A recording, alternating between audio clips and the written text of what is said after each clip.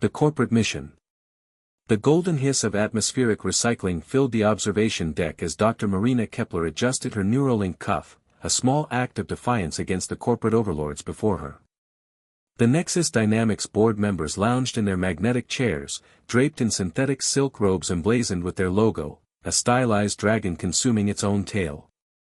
Director Vozen's augmented eyes glowed amber as he spoke. 3 billion credits to capture one rogue scientist. What's your assessment of Dr. Reed's capabilities, Kepler? Is there substance to his threats? Marina studied the fractured holographic display floating between them. The intercepted schematic showed something that defied classification, part machine, part organic, with fractal integration points pulsing in gold. Only 40% was visible, the rest deliberately corrupted. Dr. Reed specialized in deconstructive nanotechnology, Marina replied, keeping her voice steady despite the anxiety that made the golden hiss seem louder.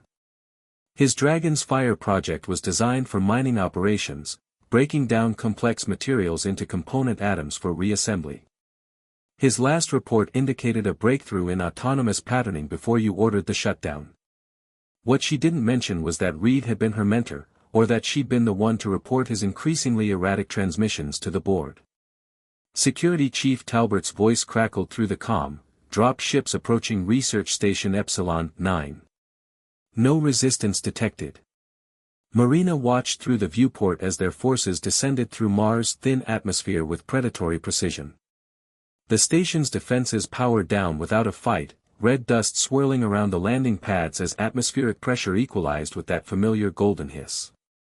This is almost disappointing, Talbert commented as they breached the airlocks. His battle armor, matte black with golden dragon insignias, remained pristine. I expected token resistance from a man threatening to unmake the world, as he put it. The facility felt abandoned, tainted with the smell of Martian regolith and ozone.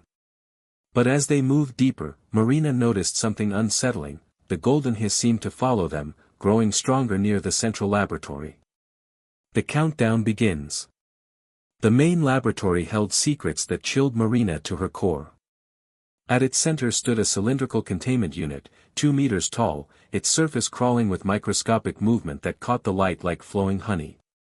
Above it, a holographic timer displayed the countdown, 57 hours 13 minutes and 42 seconds.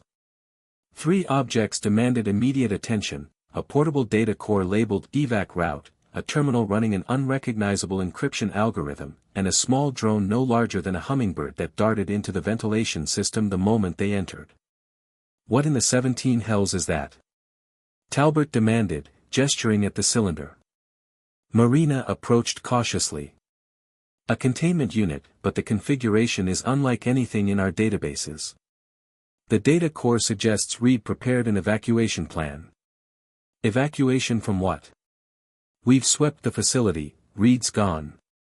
As if triggered by his dismissal, every screen in the laboratory activated simultaneously. Dr. Reed's weathered face appeared, his eyes unnervingly calm despite the circumstances.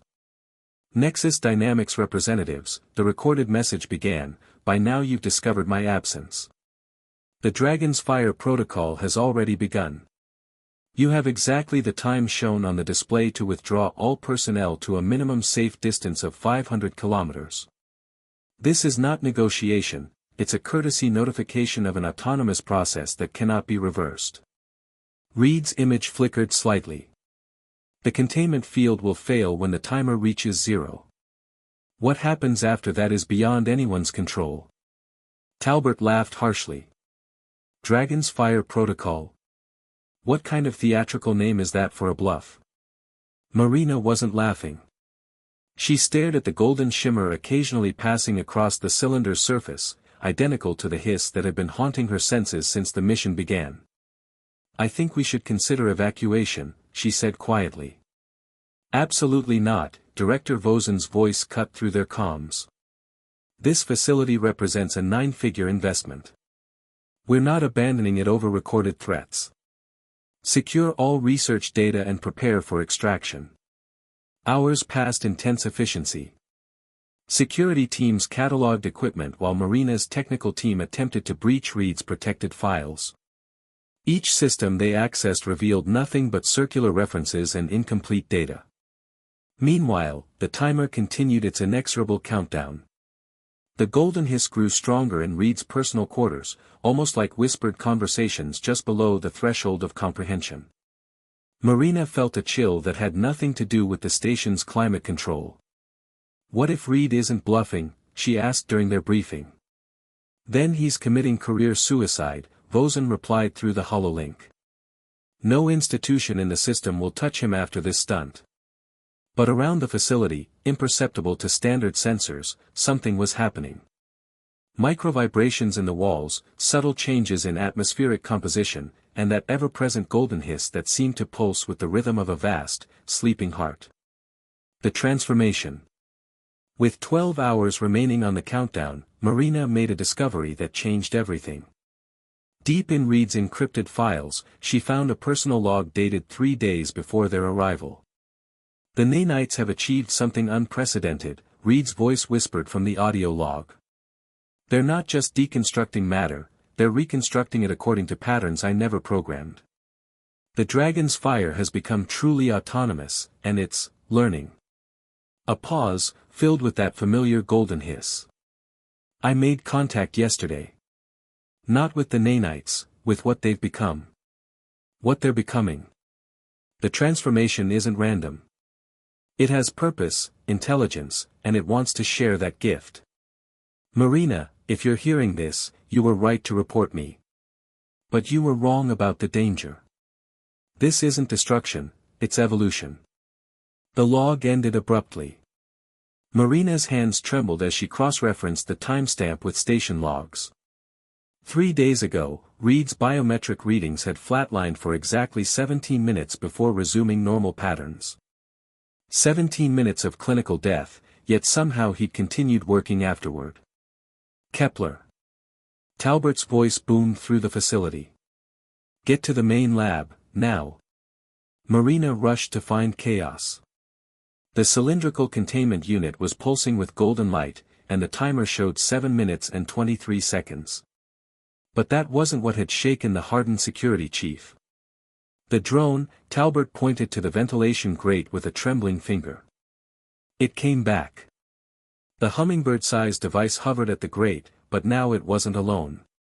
Dozens of similar drones emerged from the facility's infrastructure, their surfaces gleaming with that characteristic golden shimmer. They moved with perfect coordination, forming complex geometric patterns in the air. "Beautiful, aren't they?" Everyone spun toward the voice. Dr. Reed stood in the laboratory doorway, but something was fundamentally wrong with his appearance. His skin held a subtle golden luminescence, and his eyes reflected light like polished metal. "Reed." Vosen's voice crackled through the comm, "Stand down immediately. You're in violation of—" "I'm in violation of physics," Reed interrupted with a laugh that harmonized with itself in impossible ways. "In violation of biology, chemistry, and everything Nexus Dynamics thinks they understand about reality." Talbert raised his weapon, but the drones moved faster than human reflexes could track. They didn't attack, they simply positioned themselves between Reed and the security team, creating a barrier of coordinated movement. "The countdown isn't for a weapon," Reed continued, his voice carrying undertones that seemed to resonate in Marina's bones. "It's for a gift. In 6 minutes and 37 seconds, the containment field will release the dragon's fire into Mars' atmosphere.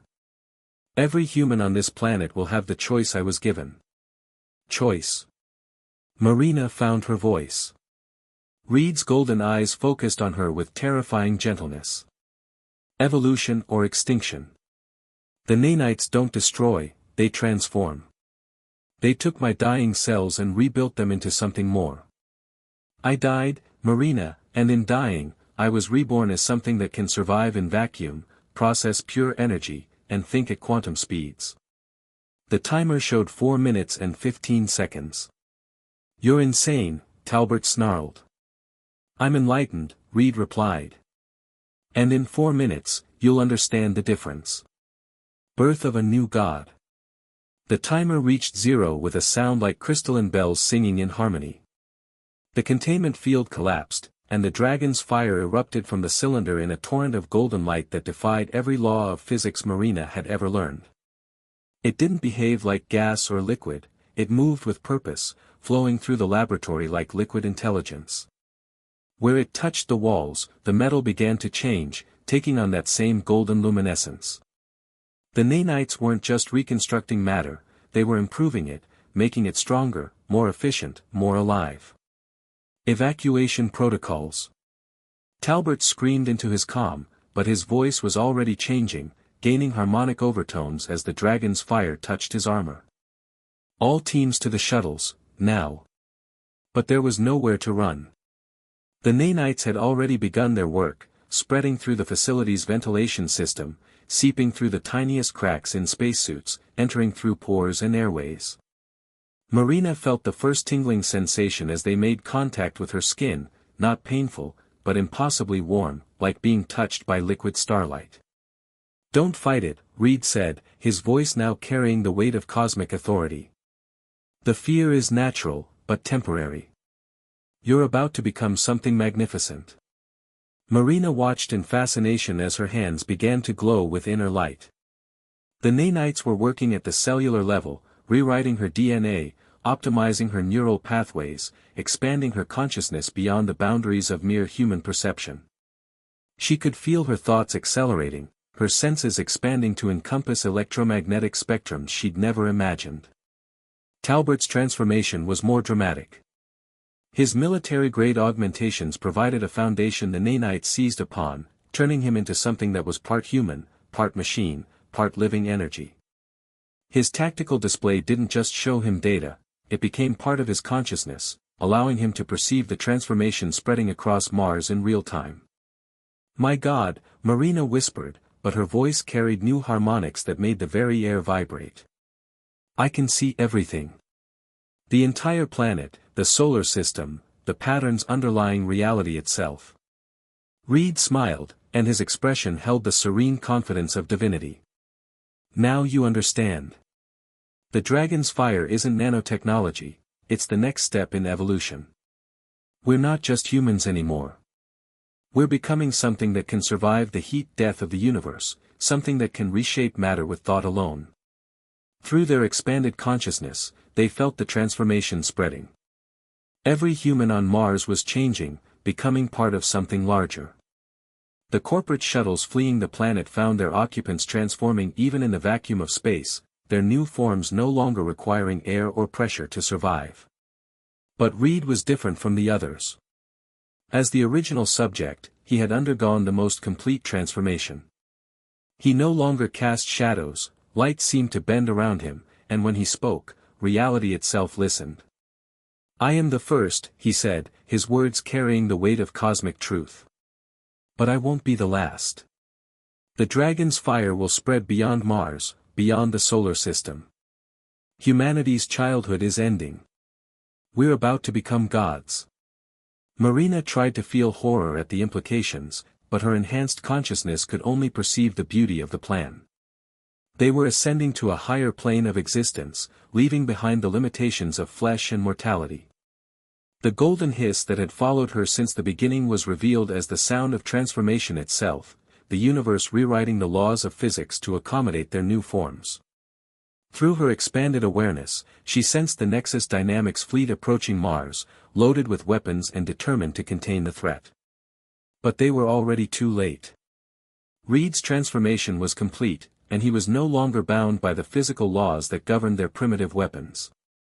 The New Order. 6 months later, the entity that had once been Dr. Marcus Reed stood on the observation deck of what had formerly been Nexus Dynamics' flagship orbital station. The corporate hierarchy that had once ruled the solar system now existed only in archived data files. Their weapons had proven useless against beings who could manipulate matter at the quantum level. Marina, her consciousness now expanded beyond human comprehension, served as his primary liaison with the remaining unenhanced humans scattered throughout the outer colonies. Her form shifted between physical matter and pure energy as needed, an ability that would have seemed impossible in her previous existence. "The Earth fleet has arrived at the outer marker," she reported, her voice carrying harmonics that made space itself vibrate. They're broadcasting surrender terms. Reed's transformed consciousness touched hers briefly, a moment of connection that encompassed entire lifetimes of shared experience. Where once he had been driven by scientific curiosity, he now possessed the patient wisdom of a being who could perceive the flow of time itself. "Tell them their terms are irrelevant," he replied, his words creating ripples in the fabric of reality. "We don't seek their surrender. We offer them ascension." Through the station's enhanced sensors, now grown rather than built, living extensions of their collective consciousness, they observed the approaching fleet. Hundreds of warships bristling with the most advanced weapons humanity had ever created, all utterly obsolete against what they had become. "Some still resist the transformation," Marina observed, noting the bio-sealed compartments on several vessels designed to prevent nanite contamination. "Fear of change is natural," Reed acknowledged. "But evolution is inevitable. The dragon's fire has already begun adapting to their countermeasures. Their sealed environments will only delay the inevitable." As if to demonstrate his point, several of the distant warships began broadcasting distress signals. Their supposedly impenetrable bioseals were failing as the nanites found new pathways, quantum tunneling through the ship hulls themselves, emerging directly within the sealed compartments to begin their transformative work.